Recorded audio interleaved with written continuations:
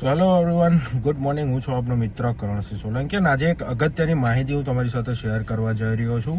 જે માહિતી છે કે પાર્કિંગ ઝોનમાં તમે જો વાહન પાર્ક કર્યું છે અને તેમ છતાં પણ ટ્રાફિક પોલીસ તમારું વાહન ટો કરી જાય છે, તો ત્યાર પછી તમારે શું કરવું છે.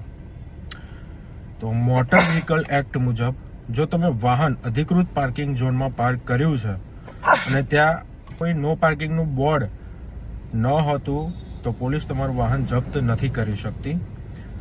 જો છતાં પણ તમારું વાહન ટોરાયું હોય, તમારા ફોન પર મેસેજ મળવો જરૂરી છે. વાહન લઈ જવામાં કોઈ પંચનામું બનાવ્યું છે કે નહીં તે તપાસજો. તમને તમારી પાસેના રહેલા દંડની જે રસીદ હોય છે એ આપવી ફરજિયાત છે. તમારા અધિકાર શું હોય છે એ જોઈએ. તમે આરટીઆઈ દ્વારા પૂછપરછ કરી શકો છો કે કયા આધાર ઉપર તમારું વાહન જપ્ત કરાયું છે.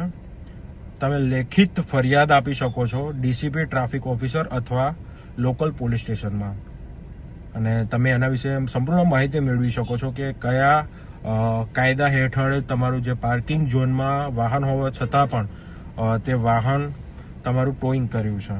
હવે બીજી એક થોડી એના વિશે અગત્યની માહિતી તમને આપું.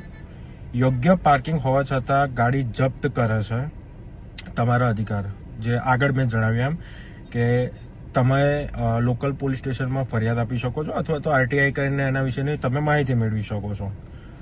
અને બીજું કે તમને નોટિસ મળી છે કે તમારા મોબાઈલ પર મેસેજ આવ્યો છે કે કેમ એ ખાસ જાણો.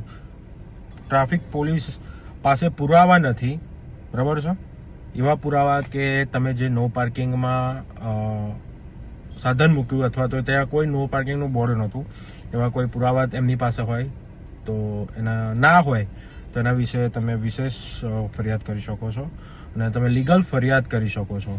બસ આવી જ અપડેટ માટે મારા ફેસબુક પેજને ફોલો જરૂરથી કરજો. મળીએ છીએ એક નવા વિડીયો સાથે. ત્યાં સુધી જય હિન્દ, જય ભારત, જય સંવિધાન.